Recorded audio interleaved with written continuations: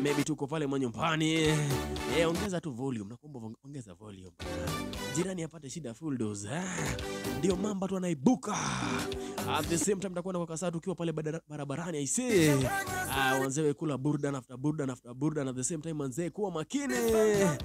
Na ukiwa pale kazini tena hauwezi kosa hii burdan aisee. From the top tunainyonya tena. Unasema namna gani aisee? Ayaya.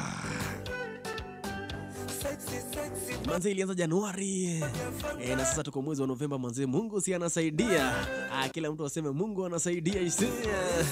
Mungu sana, Mungu sana. Ilete. Unasema nini? Ati mwambie anafanya nini? Songea manze, ni ile show bab kubwa. Ni ile show ambayo hata yezi mruhusu kuku kumeza punje la mahindi aisee. Ni ile show ambayo mtu hawezi kutuma dukani. Sababu tuna mengi ya kuzungumzia, tuna mengi ya kujadili aisee.